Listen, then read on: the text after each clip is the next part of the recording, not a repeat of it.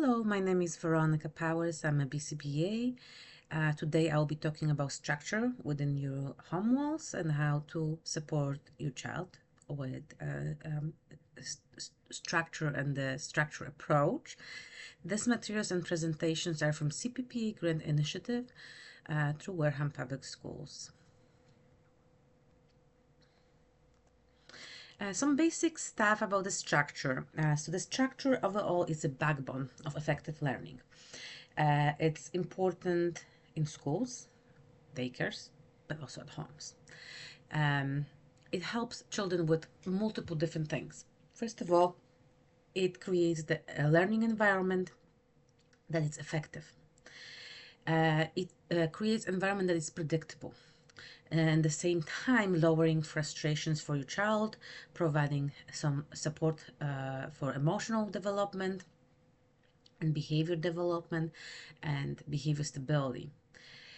When child knows that there is a structure, even within the home setting, school setting, then they can function on a much better level because they are in a state of comfort.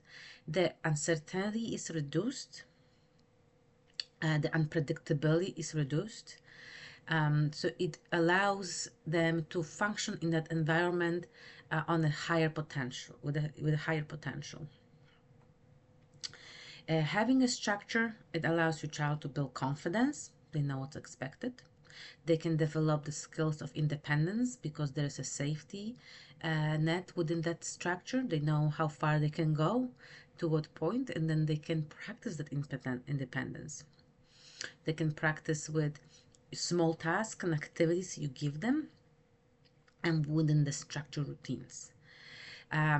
With the little children, it also helps with the transitions with little and big children. So with all of the children, it helps with the transition, because if you have a structure, if you have a routine, then that eases the frustration and uncertainty around the transitional time. During that time, your child learns how to be self-resilient, how to self-regulate. It just, the structure is basically really good for overall development, not only for learning new skills, but also the skills of self-management, self-help, independence, and emotional development. So it's something you should really aim for a structure in your home. And we all have certain structure within our homes. Sometimes they are a little bit more fluid or flexible, and sometimes they're very rigid. And really, truly, the answer is somewhere in between what they should be. So you want to have a solid structure with some flexibility in it for different people, for your child responses or emotional status, but not as fluid to the point that they don't know what to expect. So again, somewhere right in the middle is that's what we're aiming for. You want to aim for the structure that it will help your child to not only learn those routines, not only to develop the skills, but be able to ask questions and be curious about what the child is learning. A couple examples of different things you can do at your home and how you structure the environment. So the first one is the predictability. What does it mean? You want your child to know what is going to happen from day to day, from hour to hour. They don't need to tell you exactly, that at that specific time is breakfast, but they need to know that routine, that what happens after certain situations at home. So what happened after meals? What is expected of them? What's the task? What happened after bath time? Is it a nap time after the bath time, or is it there's no a specific structure, so it can create that uncertainty. So you want to have this as much as predictable as possible, the routine, right, for meals, when they're eating, what's expected, have the flexibility, right? If you go, for to visit a friend or a family member and you're running a little bit late for your mealtime, that's okay. It's just what is the routine? What's the expectation? You want to have expectation around bedtime, around that, at what point your child is going to bed. It can be a slight, flexibility when it comes to weekdays versus weekend days. So if there's special family members visiting, but within the structure, so you don't allow your child to overextend some of those routines. There's still a specific routine in place. The same goes for nap time, cleaning time, bath time. So all of those predictable routines. Use visuals. If your child doesn't respond to verbal reminders and setting up those routines, the structure, use the visuals that help them to understand step by step what's happening within your home environment. I have done a YouTube video on different visuals with different examples, so you might want to check that out. In environment, to help with the structure, you want to limit clutter and distraction. So when it comes to that safe structure environment, if there is a lot of toys, a lot of clutter around the child, then it's very difficult for them to focus and function in that environment, especially when they're little, because it's a lot of to process visually and auditory. You want to provide access to specific toys and materials or activities at predetermined time. So maybe a specific things like a rewards or reward or toys that are rewards. You don't have them available at all times. You put them away, and they're just available every so often. So it just provides that learning environment, enhances the idea of creating a specific expectation with your home. You can rotate those items also, different items occasionally, so meaning your toys. So you don't have all of the toys for your child available at all times. You have just specific set of toys. You remove them after a specific time. It could be a couple weeks, it could be a month, and then you replace them with different set of toys. And it just keeps building the child interest in different toys because they don't see all of them at all times. So they actually learn different skills with different toys, because the toys are meant to teach some of the motor skills and language skills and social skills. It provides an environment where they're not bored with all of the toys, and most likely also provide opportunity for them to be less demanding, because there's some sort of rotation of toys, and it's less overwhelming for children. When there's too many toys, kids tend to kind of jump from one toy to the other and have a difficult time to focusing, and that doesn't really help with the development of the social skills or play skills. So if you have just selected items and then you rotate them, then allows them for fully explore them, those toys, and really engage with them, really enjoy them before you rotate. You can also again create a visual schedule for the day when it comes to environment. I again invite you to watch my previous YouTube videos on visuals. Um, Tools that help you with those kind of situations with structure building include countdown timers, just simple kitchen timers or countdown timers that can help with the transitions to from one schedule and routine to another one if your child struggle with transitions. Another tool is called time timers.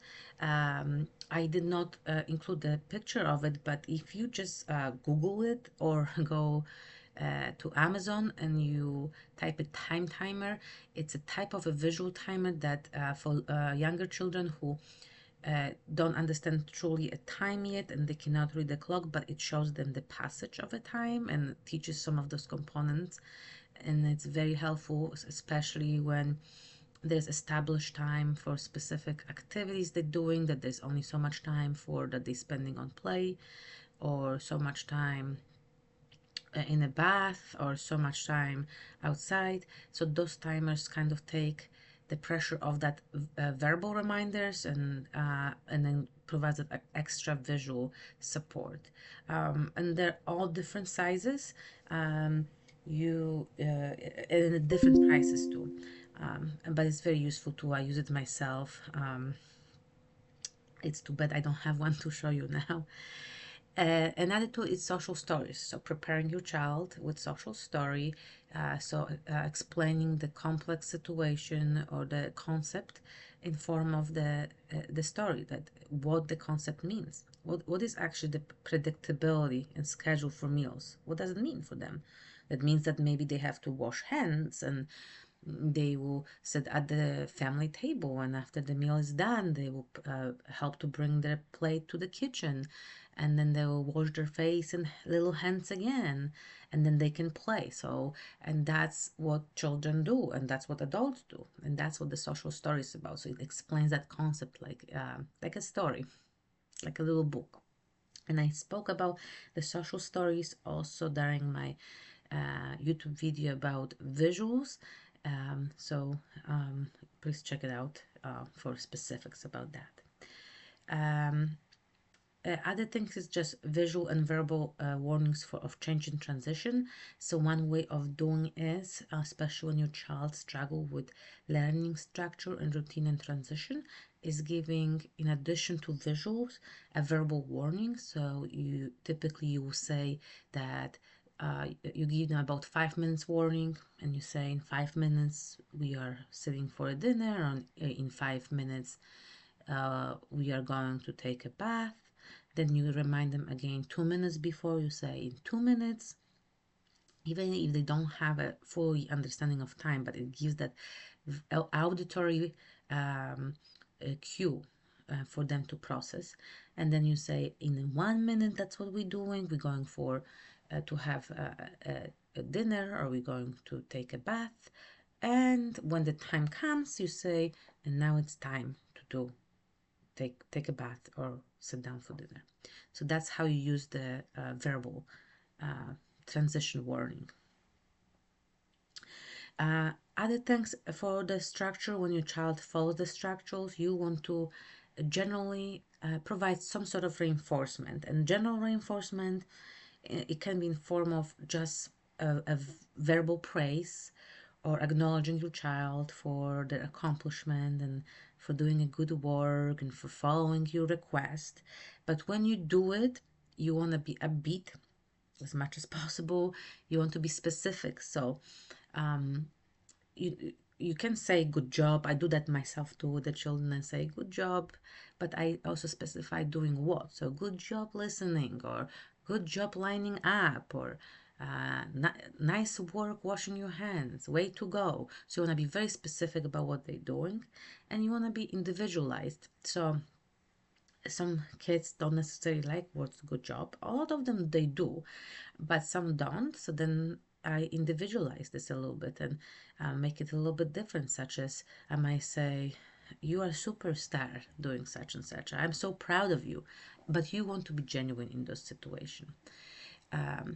Your expectations when you set up structural environment need to be clear, defined, and fair.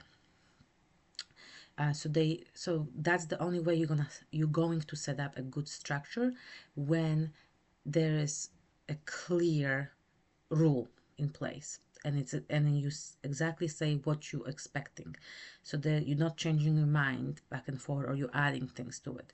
So you set up very specific things, and you are fair about it.